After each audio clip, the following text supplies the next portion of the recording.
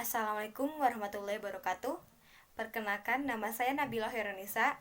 Saya dari Prodi Kesehatan Masyarakat Reguler A, Stikes Kuningan. Saya akan mereview 3 jurnal tentang gagal ginjal kronik untuk memenuhi salah satu tugas mata kuliah, yaitu Surveillance Epidemiologi Kesehatan Masyarakat. Baiklah, kita mulai gagal ginjal kronik.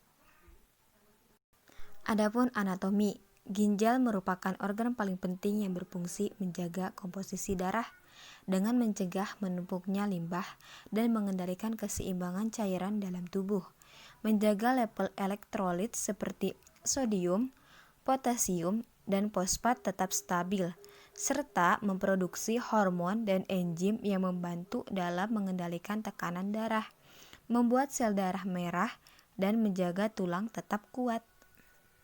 Adapun definisi GGK, gagal ginjal kronik atau GGK merupakan menurunnya fungsi ginjal yang berlangsung lama dan bertahap, sifatnya progresif dan creatinine clearance.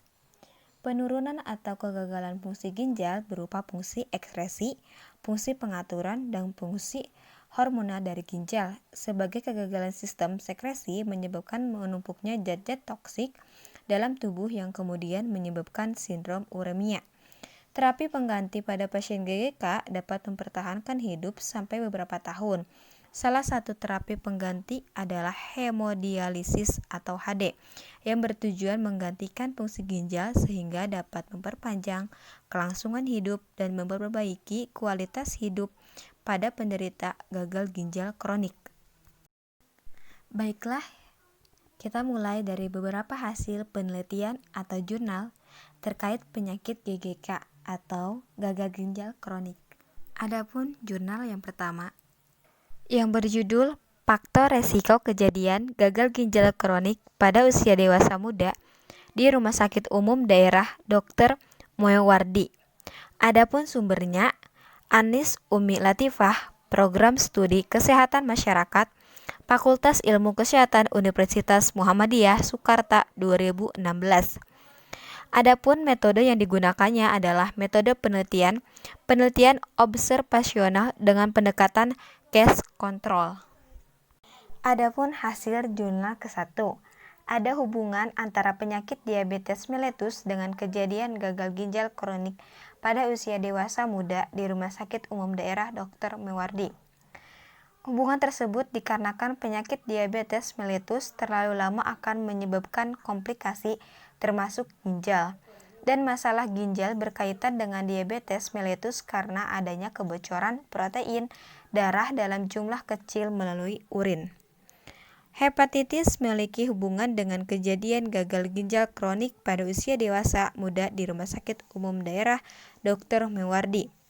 Hal tersebut dikarenakan hipertensi yang tidak terkontrol dapat merusak pembuluh darah dan nefron di dalam ginjal. Nefron yang rusak tidak akan dapat melakukan tugasnya untuk menyaring limbah, natrium, serta kelebihan cairan dalam darah. Adapun riwayat merokok tidak ada hubungan dengan kejadian gagal ginjal kronik pada usia dewasa muda di Rumah Sakit Umum Daerah Dr. Moewardi. Dikarenakan merokok juga memperlambat aliran darah ke ginjal, serta dapat memperburuk penyakit ginjal yang sudah ada. Adapun yang terakhir, riwayat konsumsi minuman suplemen berhubungan dengan kejadian gagal ginjal kronik pada usia dewasa muda di Rumah Sakit Umum Daerah Dr. Moewardi dengan besar. Disebabkan karena konsumsi minuman suplemen secara berlebihan dapat memperberat kerja ginjal karena adanya taurin. Adapun jurnal yang kedua yang berjudul Ketahanan Hidup Pasien Penyakit Ginjal Kronik yang menjalani hemodialisis di Rumah Sakit Umum Dr. Wahidin Sudirohouswodo, Makassar. Adapun metode yang digunakannya adalah menggunakan metode cohort retrospektif. Adapun hasilnya, proporsi ketahanan hidup pasien gagal ginjal kronik atau GGK yang menjalani hemodialisis di Rumah Sakit Dr. Wahidin pada awal pengamatan sebesar 82%. Pada tahun selanjutnya sebesar 13%.